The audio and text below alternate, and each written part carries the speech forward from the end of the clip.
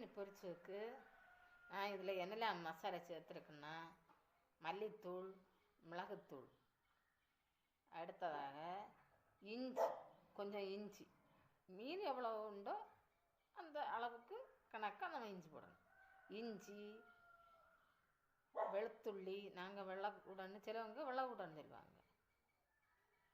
நல்ல மிளகு ஒரு 4-5 பல் நல்ல மிளகு, குறிப்பாக கல்லுப்பு இதெல்லாம் சேர்த்து அம்மியில் அரைச்சி இதில் சேர்த்து நல்லா விரவணும். கையை நல்லா கழுவணும். கையை நல்லா க்ளீன் பண்ணிட்டு தான் மீனை நல்லா விரவணும். மீனில் போட்டு நல்லா இந்த மசாலையெல்லாம் போட்டு விரவணும். அப்போந்தான் வயிற்றுக்கு புழு பூச்சிக்கெல்லாம். அடுத்து மஞ்சத்தூள் கண்டிப்பாக சேர்க்கணும். முக்கியமாக என்னென்னா நான் விறகடுப்பில் மண் சீஞ்சட்டியில் தான் மீனை பொரிப்பேன். மண் சீட்டு மார்த்தண்டத்துண்டு வாங்கினது. இதில் தான் நான் மீனை பொரிப்பேன். ஏன்னு எண்ணெய் குடிக்காதான்னு கேட்பீங்க. அது பழக்கினா நம்ம அலுமினிய சட்டியில எல்லாம் மீனெல்லாம் பொரிக்கும்ல, அதே அளவு தான் இந்த எண்ணெய் உறிஞ்சி.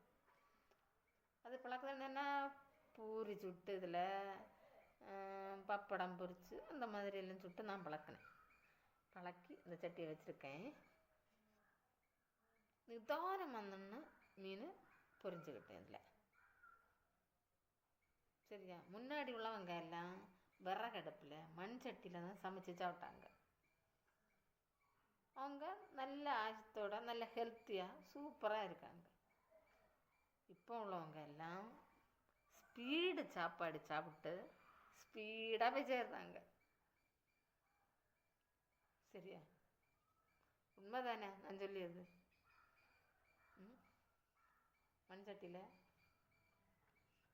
விறகடுப்பில் வச்சு மீனை பொரிச்சு பாருங்கண்ணா. நல்லா டேஸ்ட்டாக இருக்கும், உடம்புக்கு நல்லது. கெமிக்கல் இல்லாத கலவை மண் சட்டி. சரிதானே? சரி, பாய்.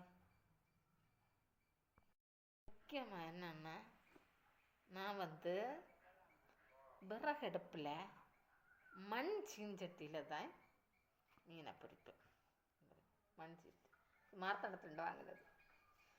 இதில் தான் நான் மீனை பொரிப்பேன். ஏன்னு எண்ணெய் குடிக்காதான்னு கேட்பீங்க.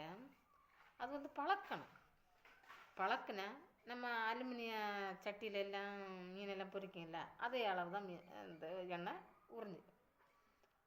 அது பழக்கம்னா பூரி சுட்டு இதில் பப்படம் பொரித்து அந்த மாதிரி எல்லாம் சுட்டு நான் பழக்கி இந்த சட்டியை வச்சுருக்கேன். நிதானம் வந்தோம்னா மீன் பொரிஞ்சுக்கிட்டேன் இதில். சரியா? முன்னாடி உள்ளவங்க எல்லாம் விறகடுப்பில் மண் சட்டியில் தான் சமைச்சு சாப்பிட்டாங்க. அவங்க நல்ல ஆயத்தோட நல்ல ஹெல்த்தியாக சூப்பராக இருக்காங்க. இப்போ உள்ளவங்க எல்லாம் ஸ்பீடு சாப்பாடு சாப்பிட்டு ஸ்பீடாக போய் சேர்றாங்க. சரியா? உண்மைதானே நான் சொல்லியது? மண் சட்டியில் விறகடுப்பில் வச்சு மீனை பொரிச்சு பாருங்கண்ணா. நல்லா டேஸ்ட்டாக இருக்கும், உடம்புக்கு நல்லது. கெமிக்கல் இல்லாத கலவை மண் சட்டி. சரிதானே? சரி, பாய்.